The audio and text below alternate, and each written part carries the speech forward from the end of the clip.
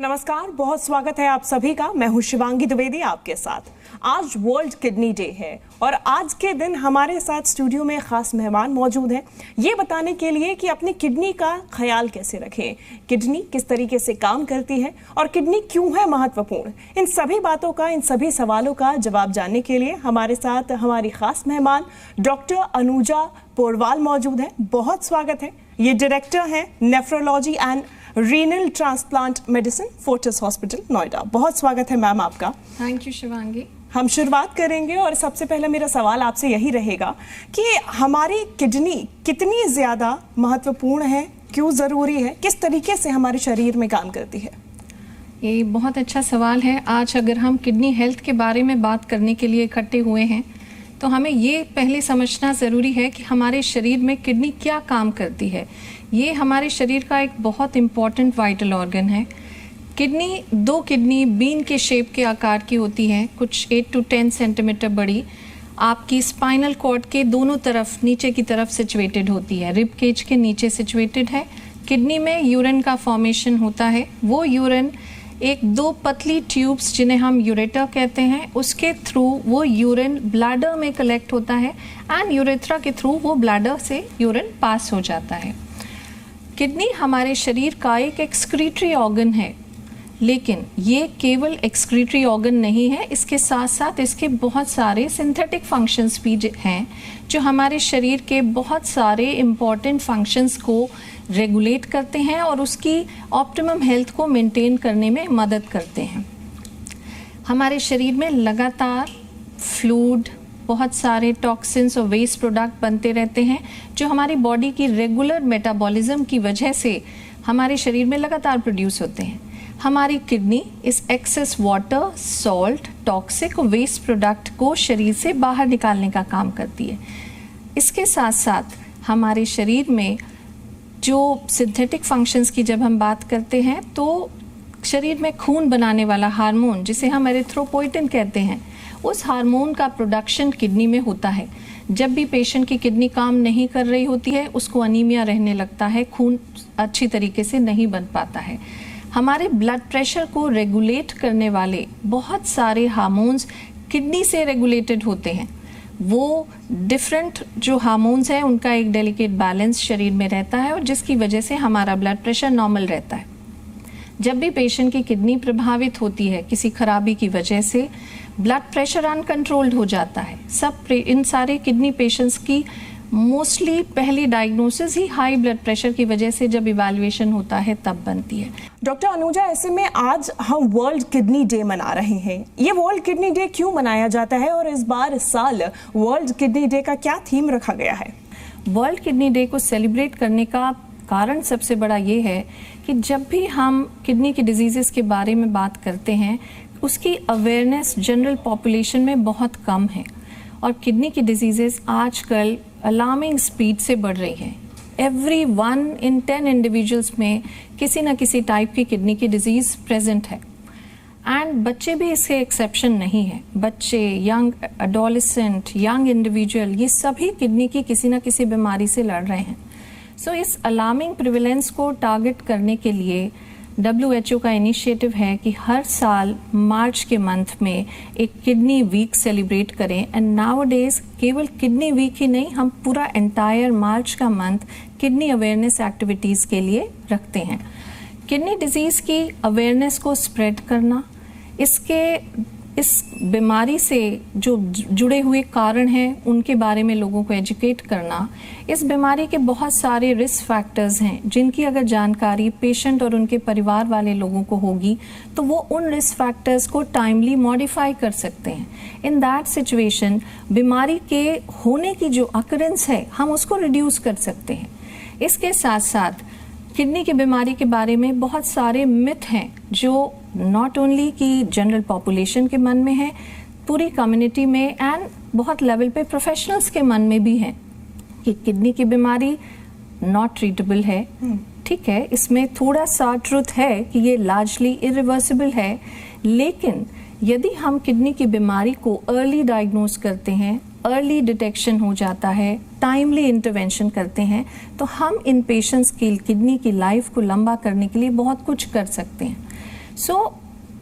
And जब हम इन myth को एड्रेस करते हैं कि किडनी की बीमारी ट्रीटेबल भी है, प्रिवेंटेबल भी है, तो पेशेंट्स का ट्रस्ट ट्रीटमेंट लेने के लिए और ज़्यादा स्ट्रेंथन होता है।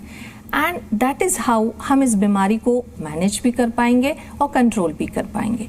सो अब की बार वर्ल्ड किडनी डे 2025 का थीम इसी फोकस, सबका अटेंशन डाइवर्ट करने के लिए है कि किडनी की बीमारी को हम कैसे प्रिवेंट करें।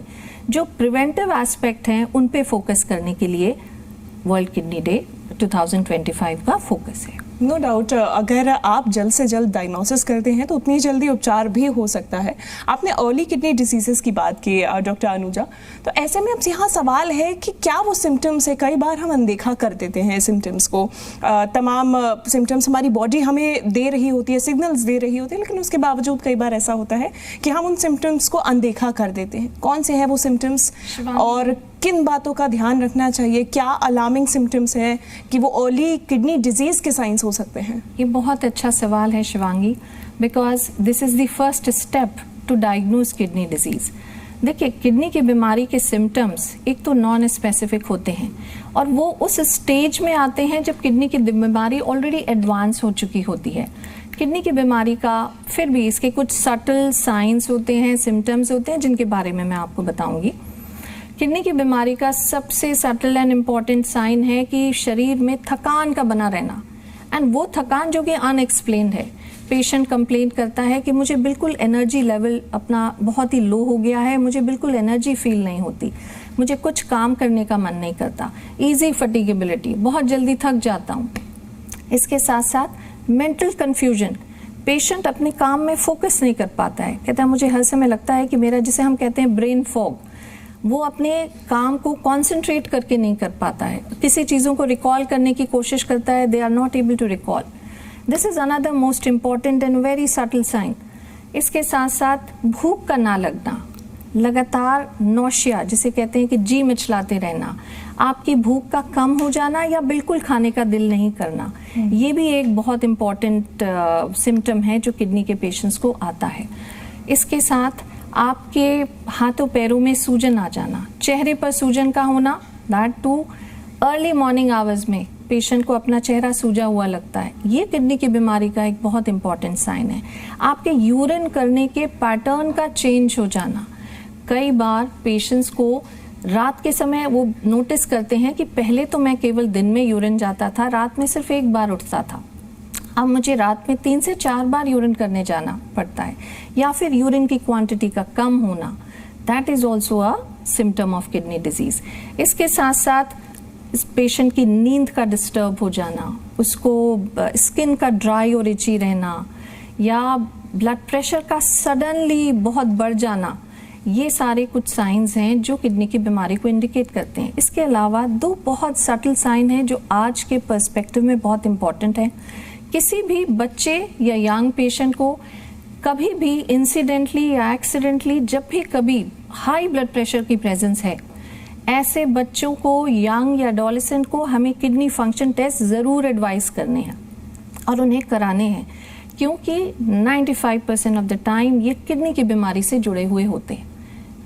इसके अलावा young child bearing females pregnancy के टाइम में अगर उनको early onset of blood pressure है, तो ये एक श्योर शॉट साइन है कि उनकी किडनी कमज़ोर है या वो कमज़ोरी बहुत जल्दी उनकी किडनी में आने वाली है। इसके अलावा आपकी यूरिन में अगर आपने कभी कोई हेल्थ चेकअप किया, किसी टेस्ट में अगर प्रोटीन और ब्लड का लीकेज है, that is also a sign, या किडनी फंक्शंस डिरेंज्ड मिलते हैं। ये सब कुछ साइन है। अगर इन साइंस को कोई नोटिस कर रहा है, ये सिम्टम्स दिखाई दे रहे हैं, ये लक्षण दिखाई दे रहे हैं, डॉक्टर अनुजा, इसकी स्क्रीनिंग किस तरीके से की जाए? कैसे पता लगाया जाए कि हमारी किडनी में कुछ खराबी है या फिर चांसेस हैं कि कुछ खराब हो सकता है?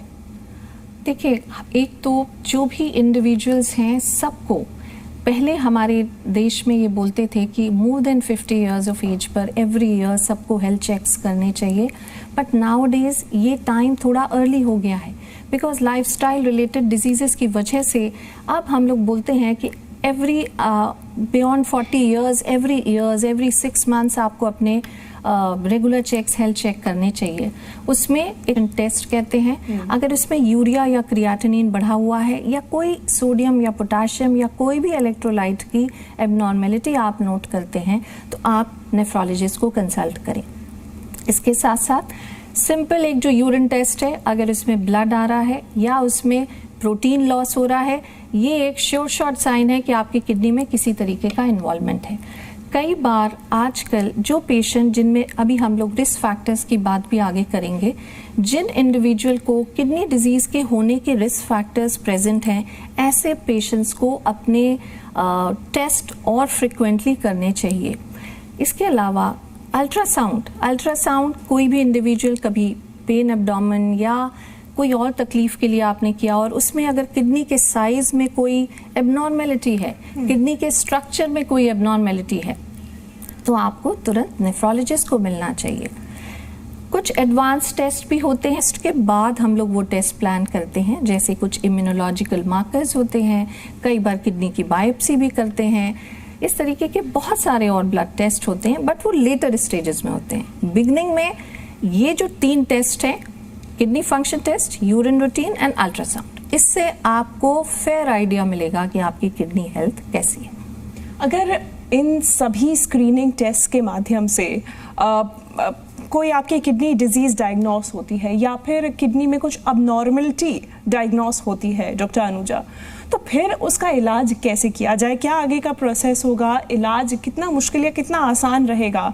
कितने लंबे वक्त तक आपकी किडनी को उस इलाज से, पूरा प्रोसेस से गुजरना पड़ेगा, और कितनी चांसेस रहते, कितनी उम्मीदें रहते हैं कि आपकी किडनी पहले जैसे नॉर्मल हो सके? शिवांगी, ये एक्चुअली एक बहुत इम्पॉर्टेंट सवाल है और भी है। किडनी की डिजीज़ का जो ट्रीटमेंट है वो स्टेज पे डिपेंड करता है कि क्या स्टेज पर आपकी किडनी की डिजीज़ डायग्नोस हुई है। इसके साथ साथ किडनी की बीमारी की 5 स्टेजेस होती हैं, stage 1 two stage 5। 5th stage को हम एंड स्टेज किडनी डिजीज़ बोलते हैं, क्योंकि उस स्टेज में दोनों किडनी मिला के लेस देन 10% काम कर रही होती है।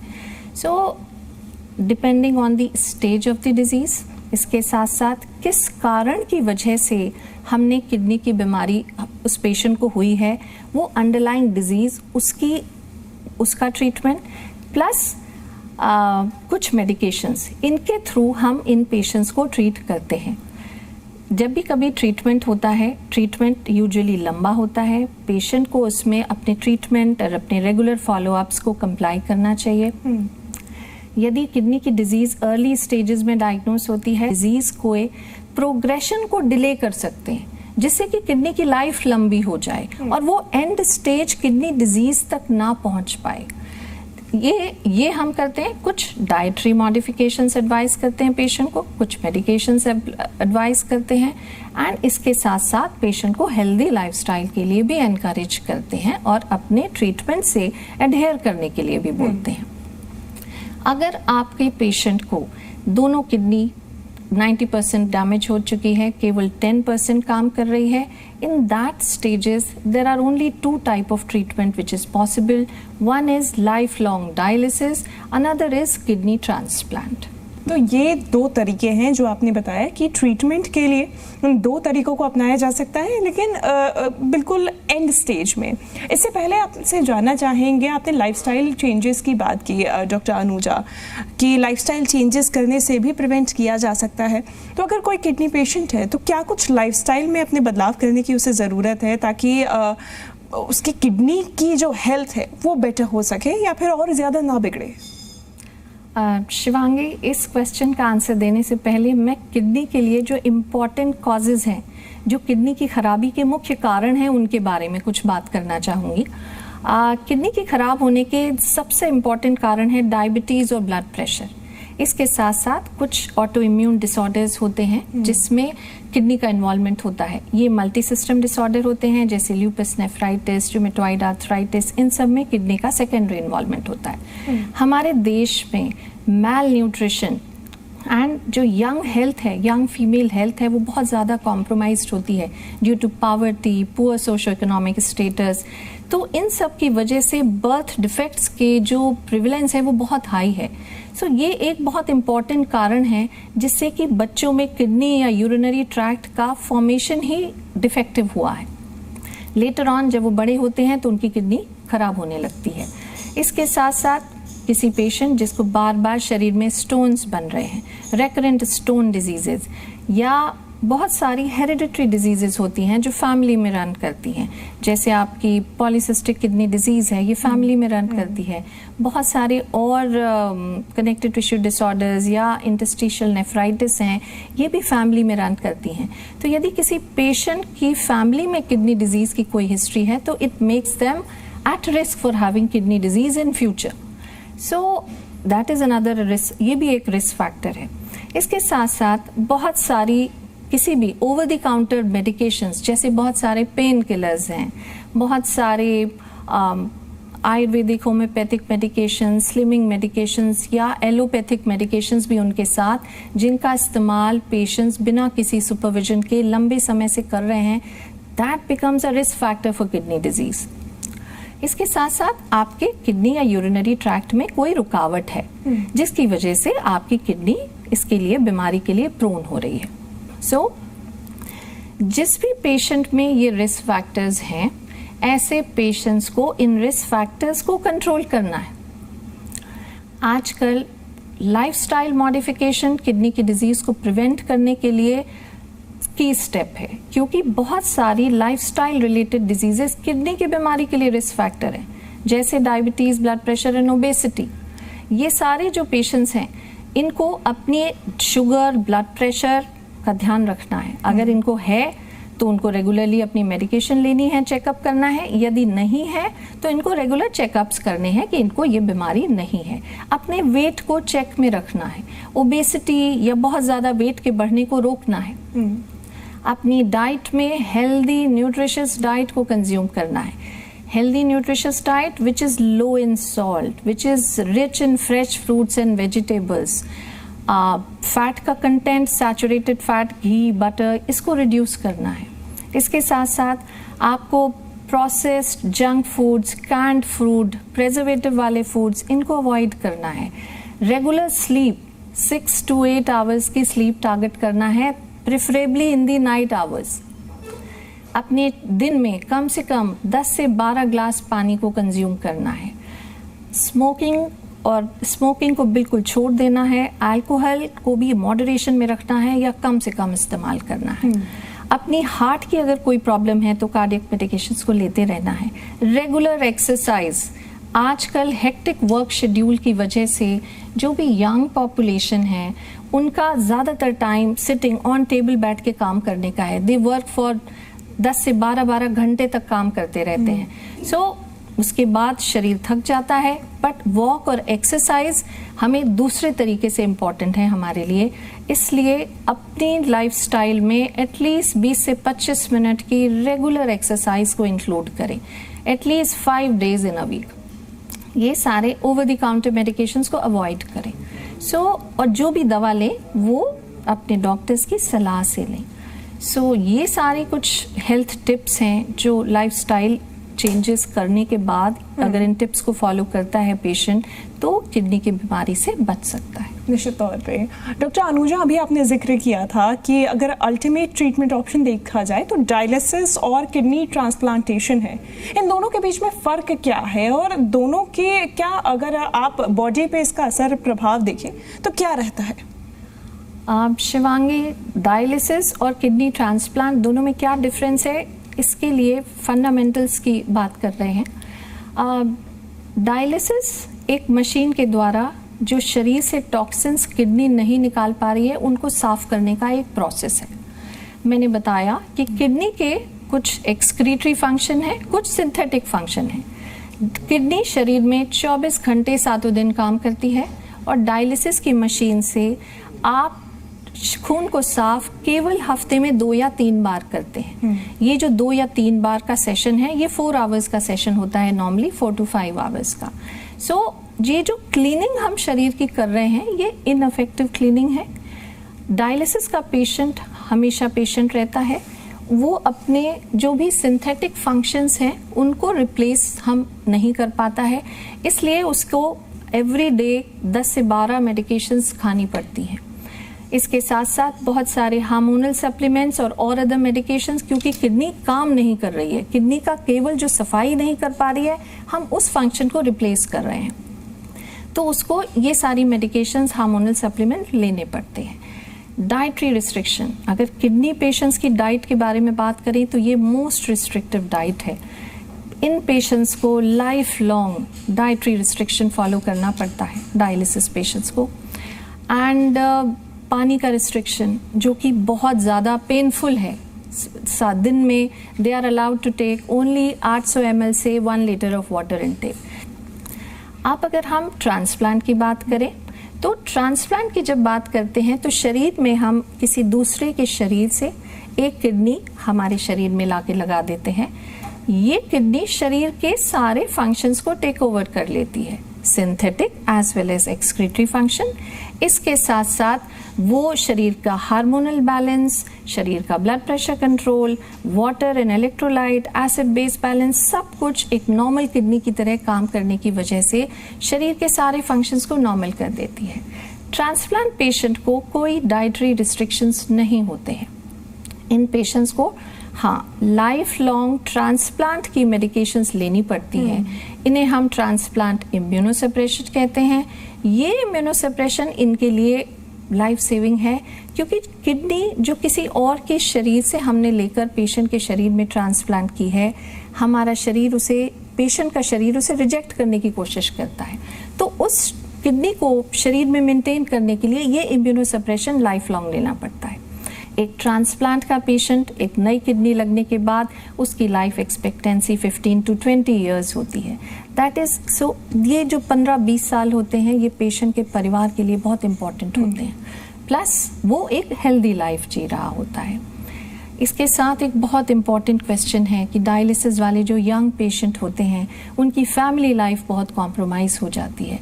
Young females, they can not become pregnant on being on dialysis, जबकि जब ट्रांसप्लांट हो जाने के बाद they can start their families after 1 year of a good transplant. So ये सारे पैरामीटर्स ट्रांसप्लांट को एक बहुत बेहतर और डेफिनेट ऑप्शन बताते हैं।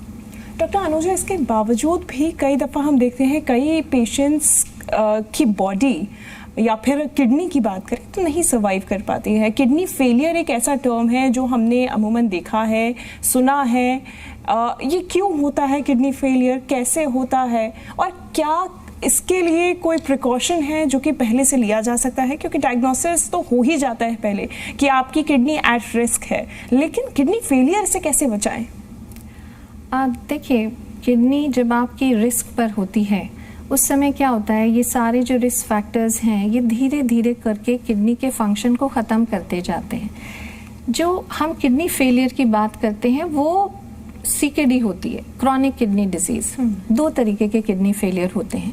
एक किडनी फेलियर होता है जिसे हम अक्यूट किडनी इंजरी कहते हैं। ये रिवर्सिबल है, किसी भी इन्फेक्शन में, किसी भी सर्जरी के बाद या किसी भी अन्य कारण से जब किडनी पे प्रभाव पड़ता है और किडनी टू बिगिन विद अच्छी होती है तो इसे अक्यूट किडनी इंजरी करते हैं। ये रिवर्सिबल होती है, किडनी फंक्शंस ठीक हो जाते हैं।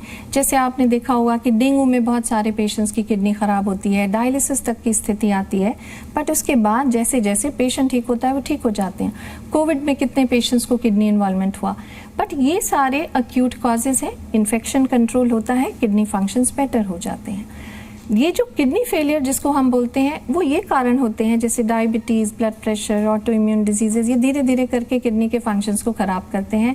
एंड इन दैट सिचुएशन अगर हम बिगनिंग में सबसे पहले अगर हम इन रिस्क फैक्टर्स को मॉडिफाई कर लेते हैं थ्रू मेडिकेशन, थ्रू लाइफस्टाइल, तो एक तो किडनी की डिजीज़ होगी नहीं, सपोज अगर इसके बाद भी किडनी की बीमारी हो गई तो बहुत सारी मेडिकेशंस हैं जो इस डिजीज़ की लाइफ को, इस डिजीज़ के बढ़ने को रोकती हैं, उसको डिले करती हैं, जिससे आपको किडनी के पेशेंट को डिस्पाइट हैविंग द डिजीज़ बहुत लंबा समय मिल जाता है इस डिजीज़ के साथ वो करने का। प्लस उसकी ओवरऑल हेल्थ बेटर होती है, क्योंकि किडनी के ख़राब होने के बहुत सारे कॉम्प्लिकेशंस होते हैं। वो सारे कॉम्प्लिकेशंस हम एड्रेस कर पाते हैं, वो टाइम टू टाइम अपीयर होते हैं। सो इसके थ्रू हम किडनी की डिजीज़ की लाइफ को लंबा करते हैं। ऑफ कोर्स अगर किडनी बिल्कुल इरिवर्सिबल डैमेज हो गई है, उस ट्रीटमेंट ऑप्शन के बारे में हम बात कर चुके हैं। सो हम बचें इसलिए कि हम एक तो अवेयर रहें। जो अवेयरनेस है वो किडनी की बीमारी और किडनी फेलियर को रोकने के लिए सबसे इम्पॉर्टेंट स्टेप है कि क्या रिस्क फैक्टर्स हैं, क्या आपके कॉजेज़ हैं जो किडनी को ख़राब करते हैं, हम क्या करें, हम दवाइयाँ एक्सेस ना लें, लगातार सलाह करें चिकित्सक से, अपनी लाइफस्टाइल में हेल्दी खाना पीना रखें, कोई और अगर अंडरलाइंग बीमारी है तो उसका भी उचित इलाज करें, उसको निगलेक्ट या इग्नोर ना करें कि मुझे आर्थराइटिस है बट हम उसकी दवाइयाँ नहीं ले रहे, हार्ट प्रॉब्लम है बट दवाइयाँ नहीं ले रहे। हम अगर ये सब चीज़ें करते हैं तो हम किडनी को बहुत हद तक सेव कर सकते हैं, और ये पेशेंट जो किडनी की बीमारी से जूझ रहे होते हैं उनकी लाइफ को भी हम बहुत बेटर कर सकते हैं। निश्चित तौर पे डॉक्टर अनुजा, ये तमाम जानकारियाँ जो आपने हमारे दर्शकों तक पहुँचाई हैं ये बेहद ही महत्वपूर्ण है। बहुत शुक्रिया आपका हमारे साथ जुड़ने के लिए, हमारे दर्शकों तक ये प्रिकॉशंस और क्योर क्या कुछ हैं आपके किडनी को स्वस्थ रखने के लिए, ये जानकारी पहुँचाने के लिए। फिलहाल हमारे साथ इस खास पेशकश में इतना ही। नमस्कार।